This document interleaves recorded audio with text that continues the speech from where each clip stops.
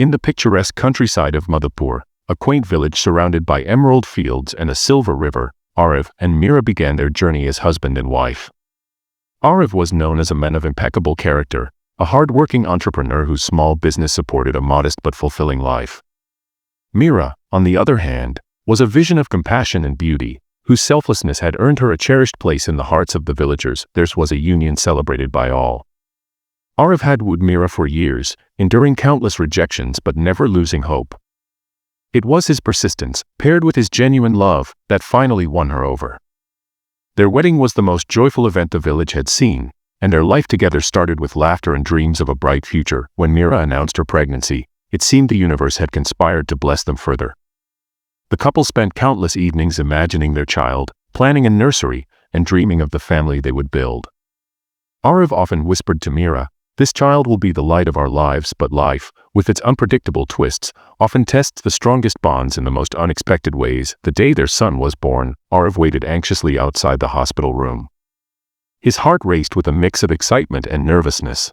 When the nurse handed him the newborn, his heart swelled with love. Aryan, their son, had tiny hands that instinctively wrapped around Arav's finger, and his cry seemed to echo with promise. But as Arav looked closer, doubt crept into his heart. Aryan's skin was darker than both his parents. Arav brushed the thought aside, but as relatives and friends gathered to see the baby, whispers began to circulate. "How can this child be Arav's?" Someone murmured. The words were like poison.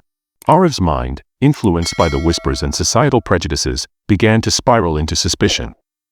That night, as Mira lay resting in her hospital bed, Arav confronted her. "Mira," he said, his voice heavy with doubt, How is Aryan's complexion so different from ours?" Mira was shocked. "What are you saying, Arav? He's our son. How can you even question that?" But Arav's doubts grew, fueled by the voices of others and his own insecurities. What started as a seed of suspicion soon became a wall of distrust.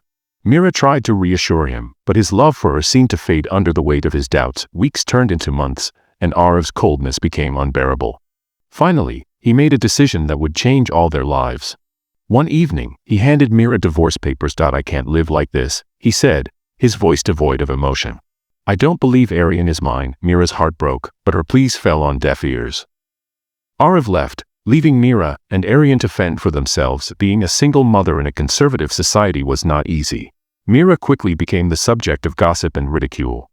The villagers, who once admired her, now avoided her. "She must have done something wrong," they said. Why else would Arav leave her? Mira, however, refused to let their words break her spirit. She held Aryan close and promised herself that she would provide for him, no matter the cost. Finding work was a challenge. Employers hesitated to hire a divorced woman with a child, fearing the stigma it might bring to their business. After weeks of searching, Mira found a job as a cleaner in a small grocery store. The pay was minimal, but it was enough to keep a roof over their heads and food on the table. At night, Mira would sit by Aryan's bedside, stroking his hair as he slept. "You are my strength, Aryan," she whispered. "One day, you will rise above all of this. You will make the world see your worth." Aryan, even as a toddler, seemed to understand his mother's struggles. He rarely cried, and his quiet resilience became Mira's source of hope. As Aryan grew older, he became aware of their hardships. At school, he often saw other children with fancy clothes and expensive toys, while he wore hand-me-downs and played with makeshift toys. But Aryan never complained. Instead, he focused on his studies, determined to make his mother proud. His teachers noticed his potential early on.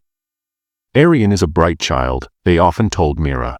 "With the right guidance, he could achieve great things." Mira beamed with pride at these words. Despite their financial struggles, she found ways to support Aryan's education. She took on additional cleaning jobs, often working late into the night. At school, Aryan faced his share of challenges. Some children teased him for his dark complexion and modest background. "You're just a cleaner's son," they taunted.